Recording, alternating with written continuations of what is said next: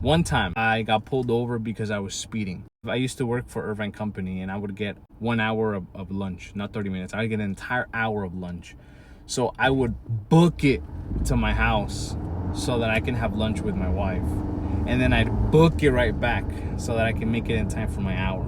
It was practically a 15-minute drive home and a 15-minute drive back. That's already 30 minutes. That's 50% of my lunch. That meant by the time I get to my house, I had only 30 minutes to eat my lunch and spend a couple minutes with my wife and then rush back.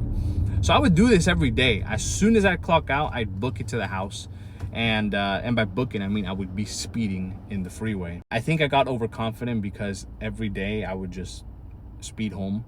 And the freeway, since it was like 12 p.m., they were kind of empty, so I was used to going fast. To my luck, one time I got pulled over. Well, I actually sped right past the cop. And he said, and I saw it, he said he gave me a chance to slow down. I passed him. Sorry, I just spit at you guys. I passed him, and then I think I just spit again. So I passed him. And then he didn't turn on his lights right away. And I kept going fast. But I saw him and I was like, fuck. And I look in my mirror, and because he didn't turn on his lights to pull me over, I thought, my indicator, I thought maybe he didn't realize, but maybe he did, and maybe he's testing me. So instead of hitting the brakes, I just let go of the gas. And the car slowly started slowing down. And I thought that was enough, but because I was probably going at like 87 miles an hour, it slowed down. The car did slow down, but too slowly. Doesn't sound right. My car decelerated slowly. No, that doesn't sound right either. I was trying to get from 87 miles to 65 miles, which is what I'm supposed to be driving.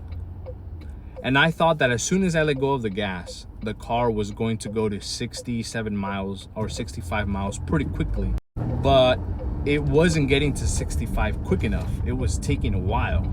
So I was still close to the 80s, even though I had let go of the gas pedal for about 4 seconds already. So I think the cop assumed that I wasn't slowing down. Yeah, I think he assumed that I was still gonna keep going. So then I see him drive super fast right behind me, turn on his lights, and I was like, fuck. I already knew exactly. Like, I'm like, yeah. There was no way for me to fight it. Like, what am I gonna do? He pulled me to the side. He told me, like, why are you speeding? He saw me in my full-on Irvine Company uniform with my name tag, and, you know, I was dressed nicely and everything. Because they have a nice uniform. It was blue. And he asked me, like, where am I coming from? Where am I going? Why am I speeding? And I gave him an honest answer. I told him, like, hey, officer, I have no excuse. You know, I was speeding. I know you're not supposed to do that. You're supposed to invoke the fifth. But, you know, I understand. I made a mistake, and I have to own up to it.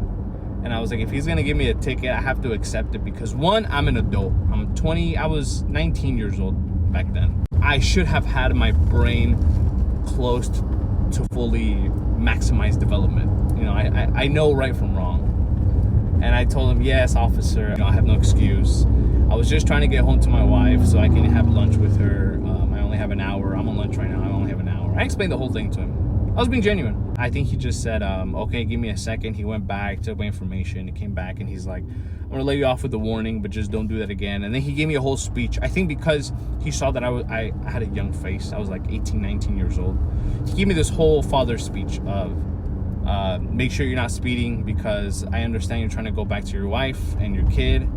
But if you keep speeding, one day you're gonna get into an accident and then you're not gonna have the opportunity to go back to somebody for lunch, because you're not going to be alive. You know, you want to be able to go home for lunch. You don't want to have your wife eat lunch by herself. And that kind of hit me. I was like, yeah, like, you understand those things, you know those things. I'm 19, but you understand that death can happen and you shouldn't be speeding. But when an authoritative figure tells you that after you made a mistake, it kind of hits harder for you.